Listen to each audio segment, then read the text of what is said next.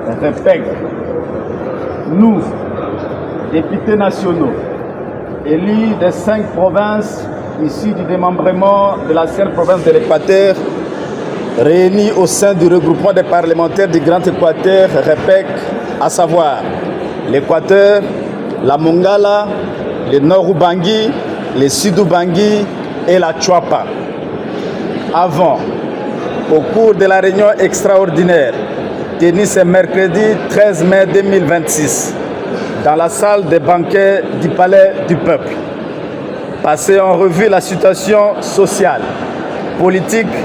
et économique du Grand Équateur, particulièrement les conflits interinstitutionnels dans les provinces de l'Équateur, de la Mongala et du Sud-Ubangi,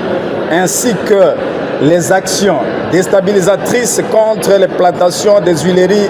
du Congo en sigle PHC. Après examen approfondi de toutes ces questions,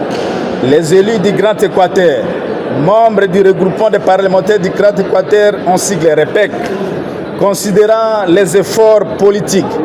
diplomatiques et militaires que mène le président de la République, chef de l'État, son Excellence Félix Antoine Tshisekedi Tshilombo, en vue de ramener la paix et la sécurité en République démocratique du Congo en général et à l'est du pays en particulier,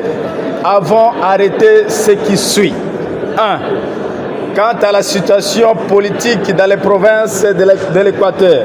de la Mongala et du Sud-Ubangi,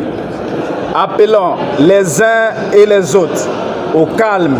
car ces conflits entre institutions ne feront que freiner l'élan de développement du Grand Équateur amorcé par l'avènement de son Excellence Félix Antoine Tshisekedi Tshilombo à la tête de la RDC, ce qui va les placer au bas de l'échelle nationale. Exhortons les leaders du Grand Équateur à œuvrer pour la paix et la cohésion entre institutions provinciales, d'une part, et entre filles et fils du Grand Équateur, d'autre part. 2. Quant aux actions déstabilisatrices des plantations des huileries du Congo, en sigle PHCSA, considérées aujourd'hui comme la première et la plus grande pourvoyeuse de l'emploi dans les Grands Équateurs, avec des succursales à Yaligimba dans la Mongala et à Boteka dans l'Équateur. Attirons solennellement l'attention de la nation sur les conséquences extrêmement graves qu'entraînerait toute tentative de déstabilisation des PHCSA. Sur le plan économique, une déstabilisation des PHCSA provoquerait la destruction d'un acteur stratégique de l'économie nationale, la chute de la production locale, une dépendance accrue aux importations, l'affaiblissement de la souveraineté alimentaire et une perte considérable des recettes fiscales et parafiscales pour l'État et les provinces. Sur le plan social, les conséquences seraient dramatiques. Perte massive d'emplois, paupérisation des populations rurales riveraines, aggravation de la misère sociale, destruction du tissu économique local et l'augmentation des tensions sociales. Sur le plan sécuritaire, dans des zones déjà fragilisées par la pauvreté et l'enclavement, la disparition ou l'affaiblissement des PHCSA pourrait entraîner la montée de l'insécurité, l'expansion des groupes criminels, des mouvements de population, des tensions communautaires et une profonde déstabilisation des territoires concernés. Les élus du Grand Équateur, réunis au sein du REPEC, tout en saluant les actions menées par le gouvernement souminois pour booster cette société, notamment avec les visites de leurs excellences vice-premiers ministres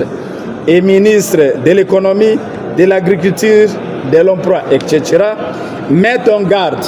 les pêcheurs en eau trouble qui chercheraient à déstabiliser cette entreprise, poumon du développement du Grand Équateur, avec l'actuel management féminin qui commence à atteindre sa vitesse de croisière en vue de remplir pleinement son objet social. Ils expriment leur désapprobation aux manœuvres de tireurs de ficelles qui du reste sont connus et ayant des agendas contraires aux intérêts du peuple congolais en général et celui du Grand Équateur en particulier. Enfin, les députés nationaux du Grand Équateur, membres du REPEC, solliciteront le moment venu une enquête parlementaire afin de mettre au clair toutes les spéculations qui n'ont comme soubassement que le positionnement politique. Ainsi fait à Kinshasa le 13 mai 2026.